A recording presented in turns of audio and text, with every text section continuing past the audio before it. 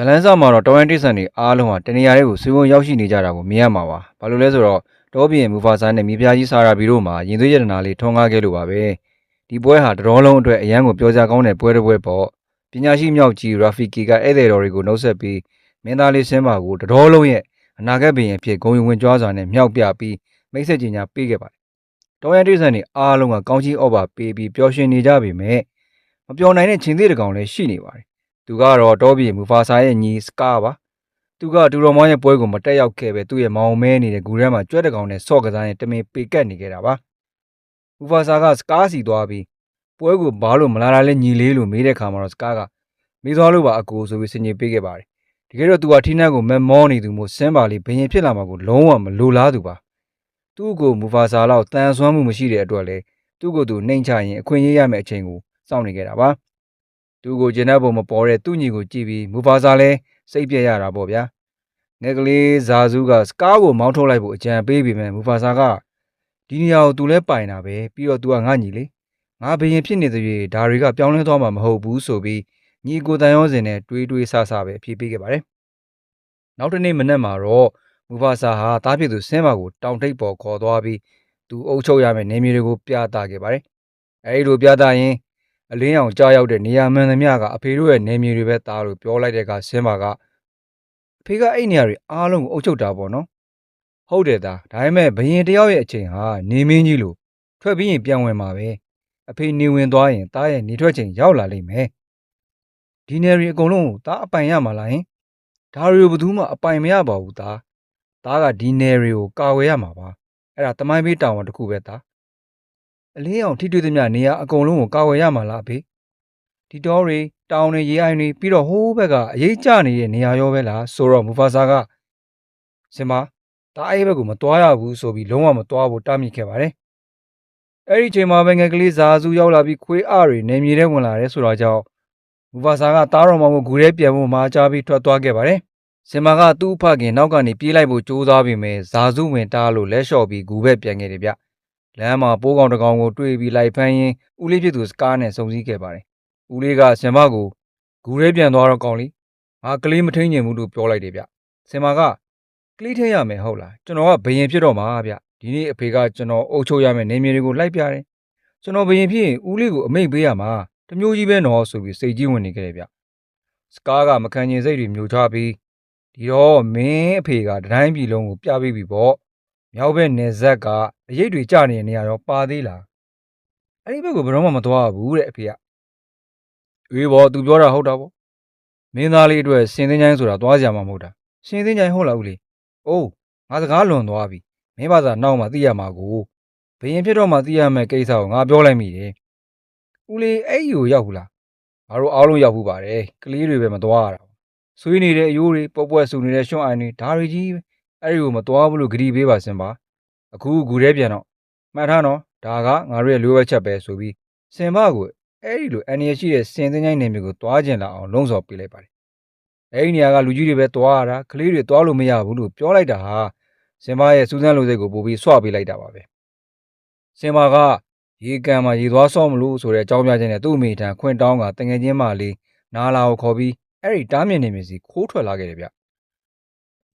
သူ့အမေကဇာစုကိုလိုက်ပါစောက်ရှောက်ခိုင်းခဲ့ပေမဲ့စင်ပါကမျက်ခြေပြအောင်လုပ်ပြီးဇာစုကိုကြံရစ်စေခဲ့ပါတယ်စင်မာနဲ့နာလာတို့နှစ်ယောက်တည်းစင်သင်းချိုင်းကိုရောက်ရှိလာခဲ့ကြတယ်ဗျအဲ့ဒီနေရာမှာတော့အယိုးစုတွေနဲ့ချော်ရည်တွေပြည့်နေပြီးကြောက်စရာကောင်းတဲ့ခွေးအုပ်စုနဲ့ပါတိုးခဲ့ရပါတယ်ခွေးအတွေကကလေးတွေကိုစားဖို့လုပ်နေတော့ဇာစုရောက်ချလာပြီးတားဆီးပေးခဲ့ပါတယ်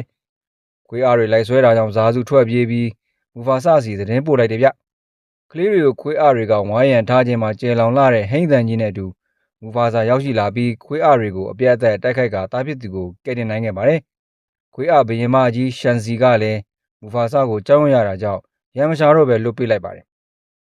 မူဖာဆာကစင်ပါကိုစိတ်ဆိုးပေမဲ့တားကိုဆုံးရှုံးရမှာကြောက်လို့ပါလို့ရင်ဖွင့်ရင်တားဖာနှစ်ယောက်ချစ်ခင်ပြန်ဖြစ်သွားကြပါတယ်ဒါကိုသိတဲ့စကားကခွေးအတွေနဲ့ပေါင်းပြီးမူဖာဆာနဲ့စင်ပါကိုရှင်းပြဖို့ကြံစီပါတော့တယ်စကားဟာစင်ပါကိုတောင်ကြားတစ်ခုထဲခေါ်သွားပြီးဟိန်းနဲ့အတန်လေးကျင်အောင်လို့ပြောကထားရခဲ့ပါတယ်အဲ့ဒီအချိန်မှာပဲခွေးအတွေခြောက်လိုက်လို့ဒေါ်နွားအုပ်ကြီးဟာတောင်ကြားထဲကိုအလုံးရင်းနဲ့ပြေးဝင်လာပါတယ်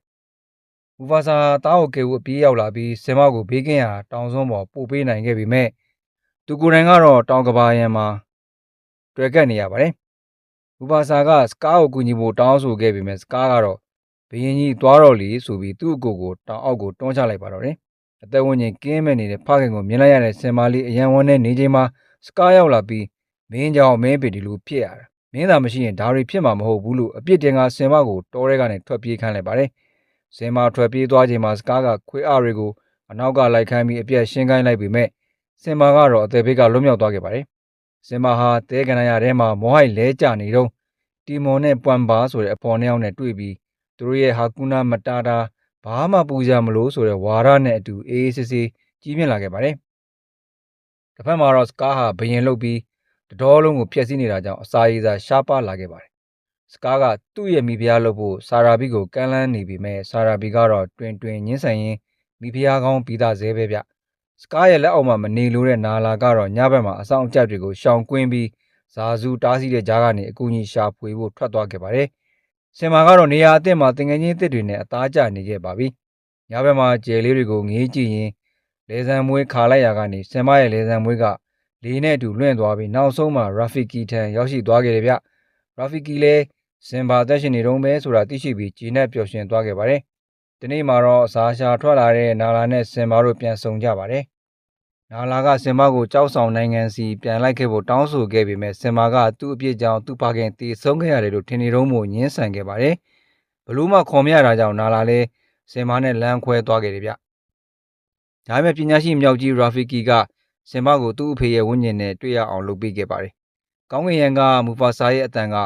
မင်းဟာဘသူလဲဆိုတာမမေ့နဲ့မင်းဟာစစ်မှန်တဲ့ဘယင်ပဲလို့တတိပေးလိုက်တဲ့အခါစင်ဘာဟာကိုယ့်ကိုယုံကြည်မှုပြန်ရလာပြီး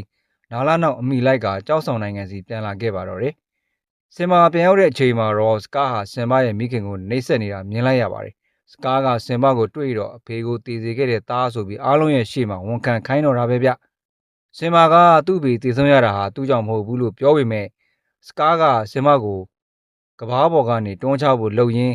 တကယ်တော့မင်းဖေကိုရှင်းလိုက်တာငါကွလို့တိတ်တိတ်ဆိတ်ဝန်ခံလိုက်ပါတယ်။အဲဒီမှာရင်စင်မာဟာဒေါသအဟုန်နဲ့စကားကိုပြန်တိုက်ခိုက်တော့တာပဲဗျ။နာလာတီမွန်ပွမ်ဘာနဲ့ရာဖီကီတို့ကလည်းခွေးအားအဖွဲ့ကိုစူပေါင်းတိုက်ခိုက်ခဲ့ကြပြီးစကားရဲ့ဝန်ခံချက်ကိုအားလုံးကြားစေခဲ့ပါတယ်။ပြင်းထန်တဲ့တိုက်ပွဲပြီးမှစင်မာကစကားကိုအနိုင်ရခဲ့ပါတယ်။စကားကအသက်ချမ်းသာပေးဖို့တောင်းပန်ရင်ခွေးအားတွေလောက်ခိုင်းလို့လောက်ရတာဖြစ်ကြောင်းမဟုတ်မမှန်ပြောဆိုလိုက်တယ်ဗျ။ဒါကိုခွေးအားတချို့ကြားသွားခဲ့ပါတယ်။စင်မာကသူ့ဦးလေးကိုထွက်ပြေးဖို့ခွင့်ရေးပေးခဲ့ပေမဲ့သူ့ဦးလေးကညံများပြီးပြန်လဲတိုက်ခိုက်ခဲ့တယ်ဗျ။ဒါပေမဲ့စင်မာကိုမရှင်နိုင်ပဲတောင်အောက်ပြုတ်ကျသွားခဲ့ပါတယ်။အသက်မသေးပဲနာကျင်မှုတွေနဲ့ယုံထလာတဲ့စကားကိုခွေးအားတွေဝိုင်းရံလာခဲ့တယ်ဗျ။ခွေးအားတွေကိုထမ်းမှန်စီယုံကြည့်ပေမဲ့ခွေးအားတွေကသူ့ကိုမယုံကြည်တော့ပဲနောက်ဆုံးမှာသူကိုယ်တိုင်သစ္စာဖောက်ခဲ့တဲ့ခွေးအားတွေရဲ့ဝိုင်းဝန်းကိုက်ဖြတ်တာကိုခံလိုက်ရပြီးဇီဝင်ချုပ်သွားခဲ့ပါတယ်။မိုးတွေရွာချလာပြီးတောမီးတွေငြိမ်းသွားခဲ့ပါချိန်တော်ကြာပြီးတဲ့နောက်မှာတော့တောအုပ်ကြီးဟာပြန်လဲစိမ့်လန်းလာပြီးစင်မာနဲ့နာလာတို့မှလည်းရင်သွေးလေးရရှိလာခဲ့ပါတယ်။မြောက်ကြီးရာဖီကီကမျိုးဆက်သစ်ဘရင်လောင်းလေးကိုတိရစ္ဆာန်တွေရဲ့ရှေ့မှာမြောက်ပြရင်းဇလန်းလေးကပျော်ရွှင်စွာနဲ့ပြီးဆုံးသွားပါတော့တယ်။အားလုံးကိုစင်ထာဝရကျေးဇူးတင်လျက်ပါခင်ဗျ။